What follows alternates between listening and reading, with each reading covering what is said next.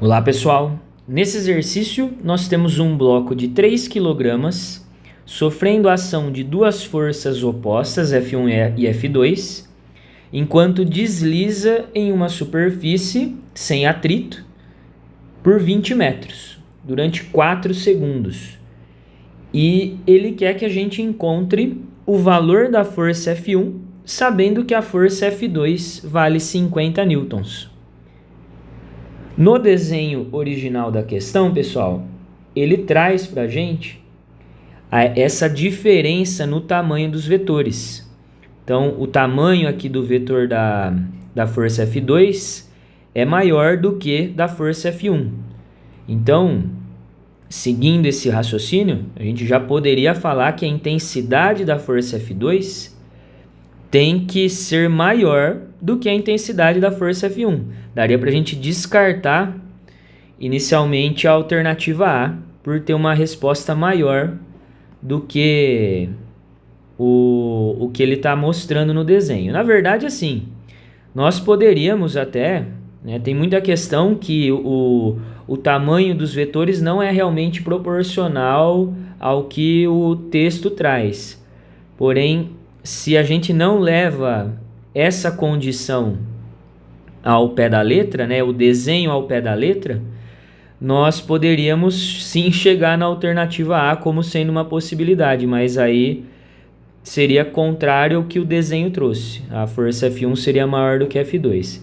Então, para essa questão, a gente tem que ser bem rigoroso com o desenho para poder chegar no resultado.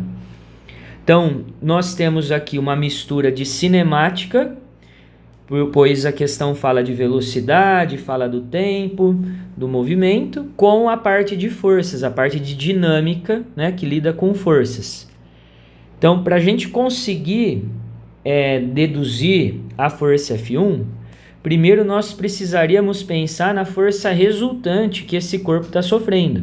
Ele fala que o movimento é um movimento uniformemente acelerado, e se ele é uniformemente acelerado, a aceleração dele foi constante, está sendo constante durante todo o percurso.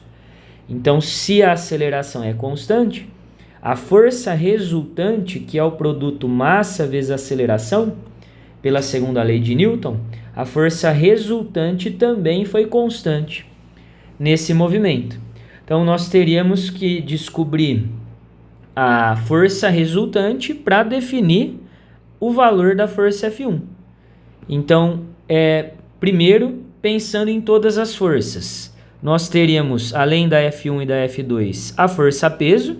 Esse corpo tem massa, com certeza ele está num local onde existe gravidade, então vai ter a força peso para baixo, a força normal para cima, porque ele está apoiado em uma superfície. A força peso e a normal, elas vão permanecer também durante todo o movimento. E como o movimento acontece aqui na horizontal, essas forças que estão na vertical, elas vão estar se anulando. Normal e a peso se anulam. E aí, levando ao pé da letra, o tamanho dos vetores que o desenho trouxe, o desenho da questão trouxe, o movimento que o bloco vai ganhar vai ser um movimento para a direita, porque a força F2 é maior do que a força F1. Se eu tenho forças em sentidos opostos e uma sendo maior do que a outra, a força resultante vai acabar ficando no sentido da maior força. A gente sabe então que a força resultante estaria aqui para a direita. E se a resultante é para a direita, a aceleração desse bloco também tem que ser para a direita. A aceleração tem sempre o mesmo sentido da força resultante. Ou seja, o bloco está ganhando velocidade aqui para a direita. Então, a força resultante, como eu tenho forças em sentidos opostos, se eu tivesse já o valor da F1, da força F1 e da força F2, nós poderíamos fazer uma subtração das forças para definir o valor da resultante, que é igual a massa vezes a aceleração. Porém, aqui, quando a gente chega nessa expressão, nós não temos nem a aceleração do bloco e nem o valor da F1, que é o que a questão quer saber. Então, se nós encontrarmos a aceleração, vai sobrar somente a força F1 como incógnita nessa expressão para a gente matar o que o exercício está pedindo. Como eu vou encontrar a aceleração?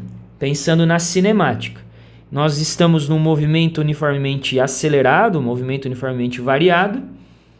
Então, nós temos o deslocamento, nós sabemos o deslocamento e a velocidade inicial e o tempo que o movimento levou para acontecer.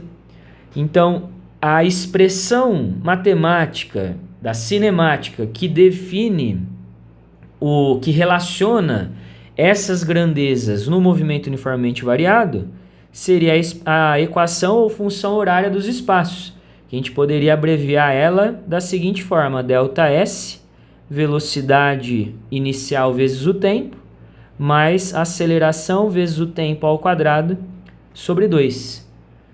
O ΔS nós sabemos, a velocidade inicial é 0, 0 vezes qualquer coisa vai zerar esse produto. A aceleração é o nosso foco do momento. O tempo do movimento foi 4 ao quadrado sobre 2. Esse 2 eu já vou passar, ele está dividindo, eu já vou passar multiplicando. Vai ficar 40. 4 ao quadrado dá 16. Passando 16 dividindo, a gente vai ter a expressão para definir a aceleração. Nós poderíamos simplificar por 8 em cima e embaixo, ficaria 5 sobre 2.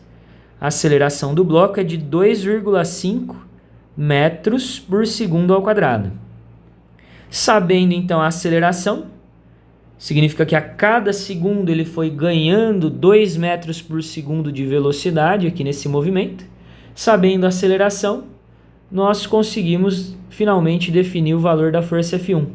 A F2 é 50, a F1 a gente quer, a massa dele é de 3 kg e a aceleração é 2,5. Vai ficar 50, esse produto vai dar 7,5, vou passar para o outro lado subtraindo, e o F1 eu passo para o outro lado ficando positivo. 50 menos 7,5 vai mostrar para a gente que a força F1 é de 42,5 newtons. Essa, então, é a resposta que o exercício estava procurando, alternativa B.